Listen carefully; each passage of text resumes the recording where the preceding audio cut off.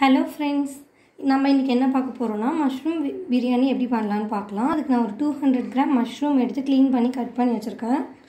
ஒரு 3 ஆனியன் வந்து கட் பண்ணி வச்சுருக்கேன். 2 தக்காளி கட் பண்ணி வச்சுருக்கேன். 2 பச்சை மிளகாவை இந்த மாதிரி சின்னதாக கட் பண்ணி வச்சுருக்கேன். ஒரு ½ லெமன் எடுத்துருக்கேன். இஞ்சி பூண்டு பேஸ்ட்டு, புதினா கொத்தமல்லி, தாளிக்கிறதுக்கு 2 பட்டை, 3 லவங்கம், ஒரு பூவு, அதுக்கப்புறம் வந்து கொஞ்சம் பெருஞ்சீரகம், 2 ஏலக்காய், எல்லாம் இதெல்லாம் எடுத்து வச்சுருக்கேன். இப்போ வாங்க எப்படி செய்யலான்னு பார்க்கலாம். குக்கரை வந்து அடுப்பில் வச்சுக்கிட்டேன். இப்போ வந்து நான் அதில் கொஞ்சமாக ஆயில் ஆட் பண்ணிக்கிறேன். ஆயில் ஹீட் ஆனோடனே அதில் வந்து நான் இந்த பட்டை இதெல்லாமே போட்டுக்கிறேன்.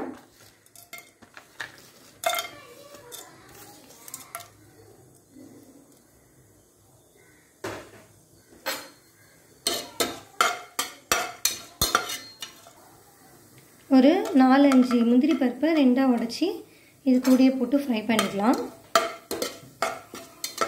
இப்போ முந்திரி பருப்பு வந்து நல்லா ஃப்ரை ஆனதுக்கப்புறம் ஆனியனும் பச்சை மிளகாவும் ஆட் பண்ணிக்கலாம். போட்டுட்டு ஆனியன் நல்லா கோல்டன் ப்ரௌன் ஆகிற அளவுக்கு நல்லா வதக்கிக்கணும்.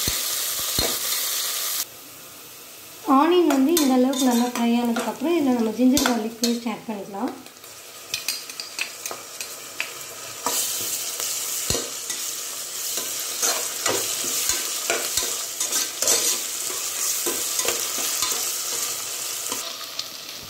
இப்போ இதில் நான் வந்து கட் பண்ணி வச்சுக்க தக்காளி ஆட் பண்ணிக்கிறேன்.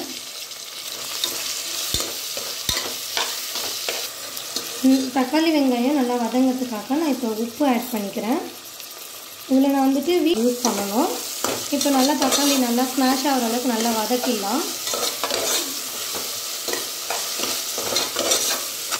தக்காளி நல்லா வதங்கினோடனே இதில் நான் வந்து கட் பண்ணி வச்சுருக்க புதினாவும் கொத்தமல்லியும் ஆட் பண்ணிக்கிறேன்.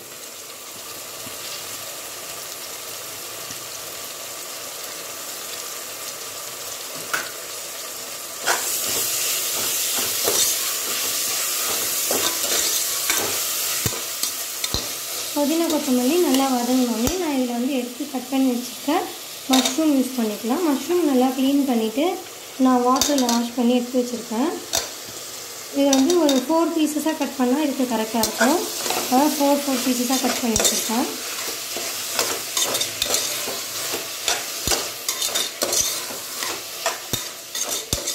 இந்த ஸ்டேஜில் நம்ம மசாலாலாம் ஆட் பண்ணிக்கலாம். நான் ஆல்ரெடி சொன்ன மாதிரி வீட்டில் அரைச்ச மிளகாத்தூள் 2 ஸ்பூனும் 1 ஸ்பூன் அந்தளவுக்கு பிரியாணி மசாலாவும் நான் எடுத்து வச்சுருக்கேன். அதை ஆட் பண்ணிக்கிறேன்.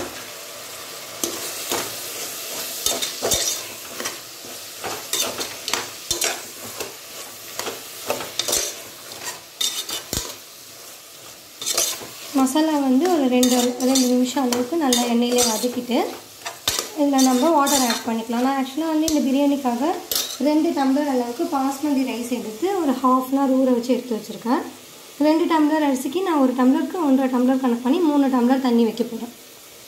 இப்போ நல்லா மஷ்ரூம் ஓரளவுக்கு எண்ணெயிலே வதங்கிடுச்சு. இந்த ஸ்டேஜில் தண்ணி ஆட் பண்ணுறேன். இப்போ 3 டம்ளர் தண்ணி வந்து ஊற்றிட்டு இது ஒரு கொதி வர அளவுக்கு லைட்டாக நம்ம ப்ரெஷர் போட வேணாம், அப்படியே ஒரு குக்கர் மூடியால் மேலோட்டமாக மூடி வச்சு ஒரு கொதி வர வரையும் வெயிட் பண்ணிவிட்டு அப்புறமா அரிசி ஆட் பண்ணிக்கலாம். இப்போது நல்லா வந்து கொதி வர ஆரம்பிச்சிச்சு. இந்த ஸ்டேஜில் நம்ம வந்து ஊற வச்சுருக்க அரிசி ஆட் பண்ணிக்கலாம்.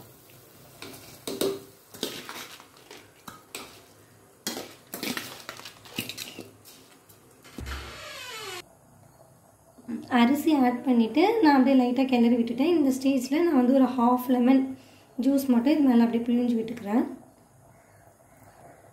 இந்த ஸ்டேஜில் உப்பு கரெக்டாக இருக்கா செக் பண்ணிவிட்டு நம்ம இதில் மேலே வந்து ஒரு 2 ஸ்பூன் அளவுக்கு நெய் போட்டுட்டு விசில் விட்டுடலாம். ஒரு 2 விசில் விட்டுட்டு எப்படி இருக்குன்னு நான் காமிக்கிறேன். இப்போ 2 விசில் விட்டாச்சு. இப்போ விசில் ரிலீஸ் ஆனோடனே ஓப்பன் பண்ணி பார்க்கலாம்.